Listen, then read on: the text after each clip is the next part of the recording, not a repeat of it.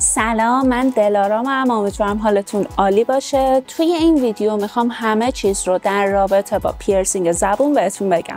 اول از همه ممنون میشم که این ویدیو رو لایک و چنل رو سابسکرایب کنید. پیرسینگ زبون جزء پیرسینگ های خاص هستش و هم بین خانوم ها و هم بین آقایون طرفداران خیلی زیادی داره. ولی به این نکته توجه کنید که هم انجامش نیاز به تخصص داره و هم رسیدگی بعدش خیلی مهمه. پس با من همراه باشید که توی این ویدیو میخوام همه چیز رو در رابطه با پیرسینگ زبون بهتون بگم.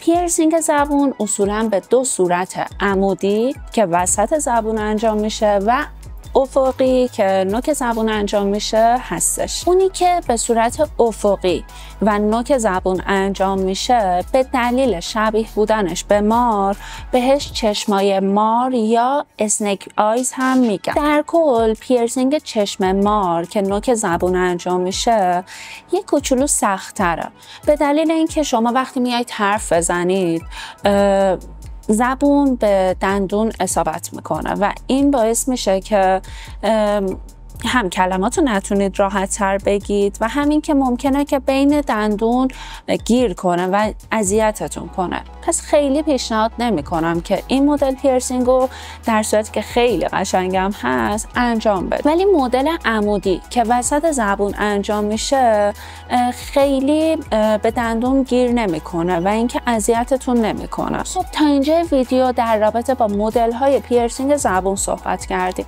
حالا بریم جلوتر ببینیم که دردش و زمان خوب شدنش به چه صورت هسته. قطعا متفاوت بودن و زیبایی این پیرسینگ بدون درد نیستش و اون شخصی که میخواد پیرسینگ زبون انجام بده باید بدونه که تا چه حد درد رو قرار تحمل کنه. اولین نکته‌ای که باید بدونید اینه که بافت زبون به صورتیه که خیلی سریع خودش رو میتونه ترمیم کنه. پس دوره نقاهت زبون و زمانی که قرار خوب بشه یه تایمی بین 2 تا 4 هفته است. اوج دوره نقاهت زبان 10 روزه که ورمم میکنه و شما باید این نکته رو توجه کنید. به دلیل ورمی که تو دوره نقاهت داره، پیرسینگ اولیه‌ای که میخواید انتخاب کنید و زبون رو پیرسینگ کنید باید طول میلش حدود 2 الی 2.5 سانت باشه که زمانی که زبونتون ورم کرد اون ورم نخواد باعث اذیت شدنتون بشه. خب این نکته رو باید توجه کنید که توی این بازه زمان دوره نقاهت که بین 10 الی 15 روز اوله شما باید از مصرف غذاهای ادویه دار که تند و شور و ترش و خیلی داغ هستش خودداری کنید و همچنین از مصرف مشروبات الکلی و دخانیات هم باید کاملا خودداری کنید، چون توی این دوره ممکنه اذیتتون کنه. و اما مراقبت‌های بعد از انجام پیرسینگ زبون: اولین مورد این که شما باید بعد از انجام پیرسینگ زبان از آنتی بیوتیک ها استفاده کنید و مورد بعدی که باید استفاده کنید دهانشویی های غیر الکلیه. تاکید میکنم باید دهانشویی که استفاده میکنید بدون الکل باشه.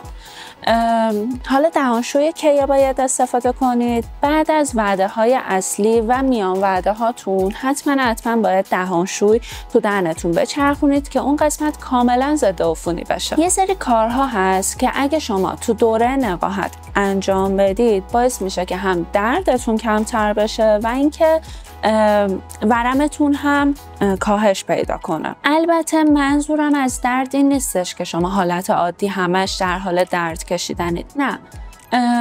این نکته رو باید توجه کنید که وقتی شما سکوت میکنید و حرف نمیزنید زبون هم تکون نمیخوره و طبیعیه که اون تایم شما درد ندارید. ولی به محض اینکه میخواید حرف بزنید و یک کلمه ای رو بگید، چون زبون داره تکون میخوره باعث میشه که اون تکونه باعث میشه که شما درد داشته باشید.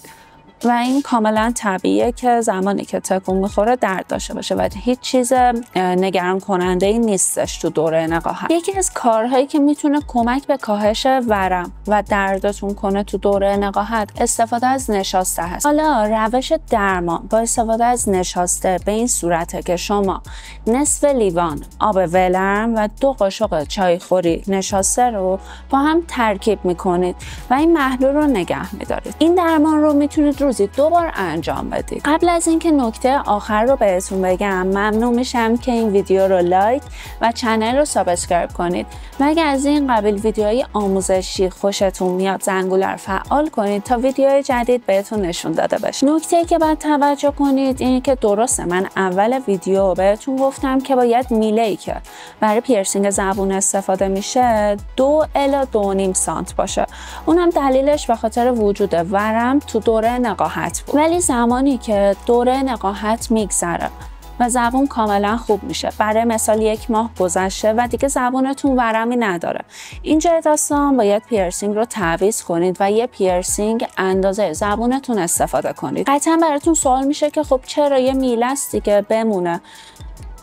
نکته ای که مهمه این که خب شما دوره نقاهت رو گذروندید و زبونتون دیگه ورم نداره و الکی یه میله بلند توی دهنتونه که ممکنه چند تا مشکل براتون ایجاد کنه که جلوتر بهتون میگم. اولیش اینه که به دلیل الکی بلند بودن و حجم اضافی اون میله داخل دهن، اون میله هر طرف که دلش بخواد میره یا هر طرف که بهش فشار بیاد میمونه و به دلیل بافت سوسی که دهن داره میتونه همون شکل که حالا به اصطلاح کج شده جوش بخوره اون سوراخ پیرسینگ و همونجور کج بمونه. این اولی موردش بود. دومیش هم اینه که به دلیل بلند بودن اون میله ممکنه موقع غذا خوردن یا موقع صحبت کردن اون میله به خاطر اینکه خیلی بلنده هی بیاد به دندونتون گیر بکنه و باعث بشه که دندونتون آسیب ببینه. پس بهتره که بعد از گذشتن دوره نقاهت و کاهش ورمتون پیرسینگ زبونتون رو تعویض کنید و یه پیرسینگ اندازه زبان خودتون استفاده کنید که اصولاً پایین 2 سانت هم میتونید انتخاب کنید. ممنون تو این ویدیو هم همراه هم بودید. اگه سوالی داشتید زیر این پست کامنت کنید. تا ویدیو بعدی، خدا نگهدار.